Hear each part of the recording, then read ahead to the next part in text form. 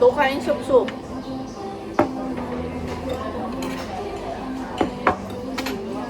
Eat.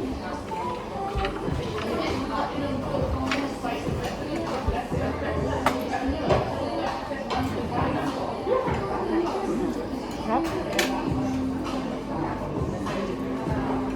Sulit. Tingnan pa mo.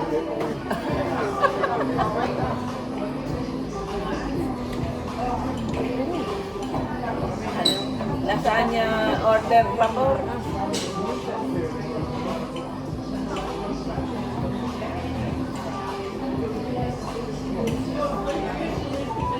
Walang diet.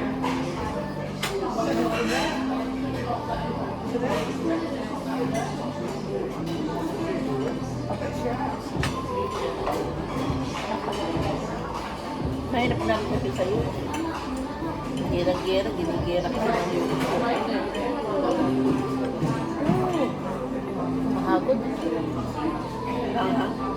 Mahagod, maanghang din siya. Hindi niyo ano ako nung nakaraan.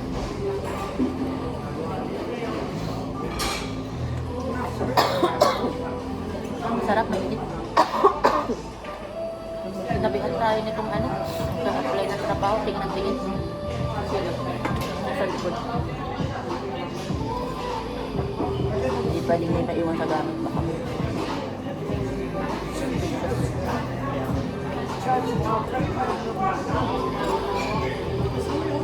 Manarobas na.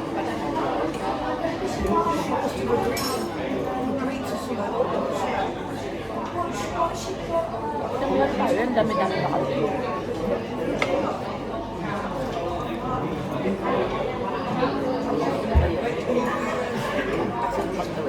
Halikot ko. Ayaw, mag-isa. Pinapag-usap ka siya lahat ng trabaho. Doon sa ano? Sigat yun.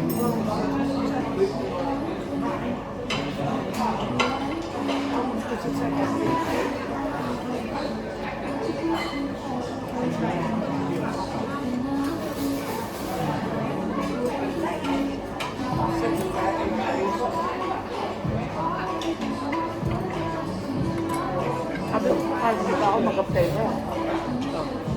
Sorry na daw siya. Parang tamad eh. Nakita mo sa tao yung ano, mabigat ang katawan.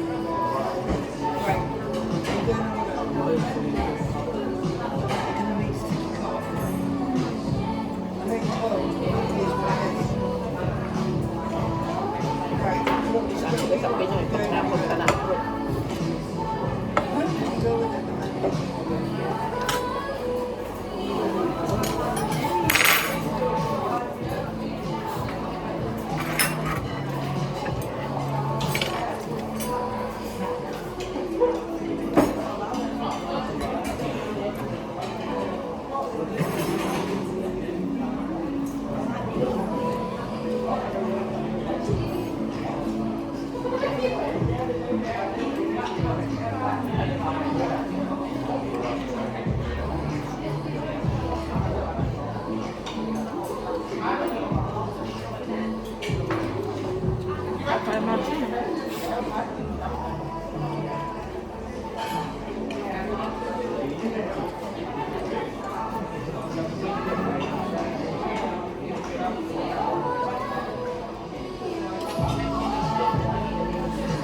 Sinasabi sa una, bawal maigamit ka.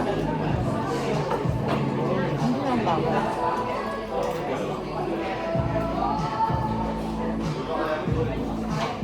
Buhin lang. Ngayon iba talaga sobra eh.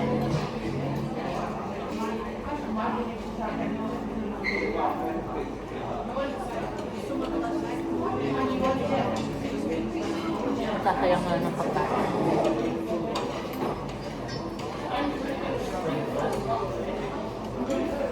Harap may mga sibuyas dito.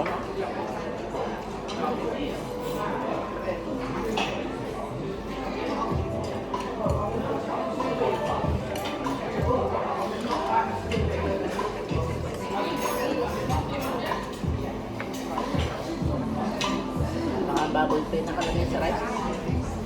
Hindi. Nilagay ko yung Ay, so, Yung, yung, yung, lalagyan naman nila ng ano, ng label pag may tip may code.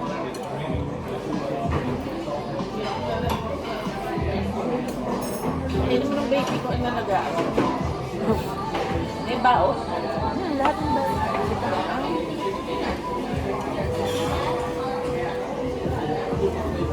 Tapos hindi pala siya kakain ng buko. Naglalakad siyang makain. Sensitive. Subukan ko. Malakas pa lang babae. Ayaw niya lang itlog. Nawala siguro sa itlog. Sundali. Kasi Timothy sanay, nangalang lang nga. May ganun din yun. Kalalakihan niya ganun.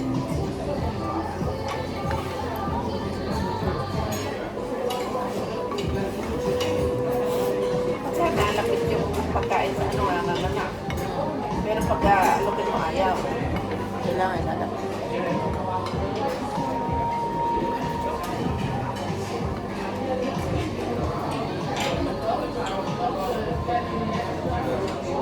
Pinalita ko yung daya, pero baka sabihin ng pinalita niya.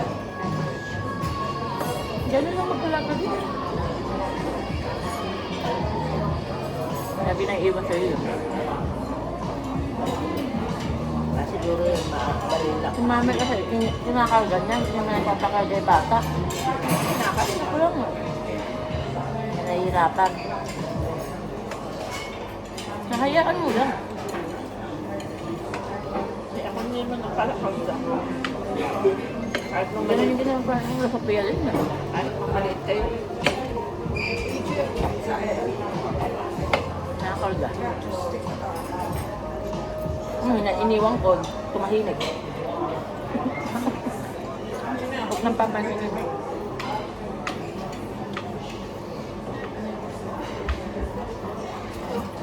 Naglalaro naman siya mag-isa. Dinadive niya laruan ni Timothy, ang dami na pala sa ilalim. Oral ka mo. Wala ka din.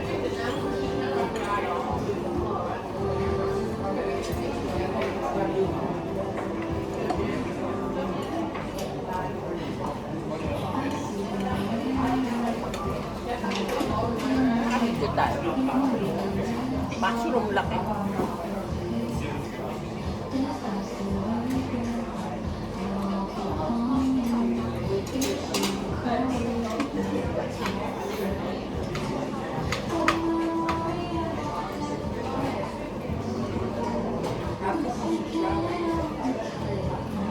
Pag ganito karami, hindi na naman magiging.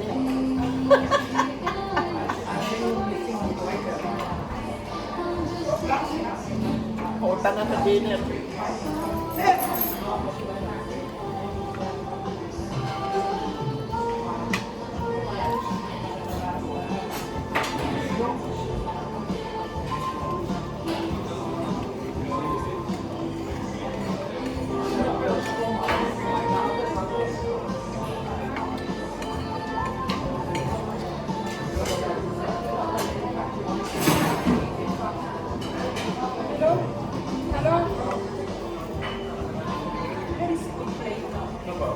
Doon kasi, di ba, doble yung sweldo mo.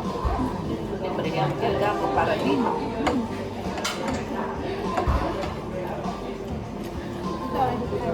Yung overtime mo ng sweldo mo.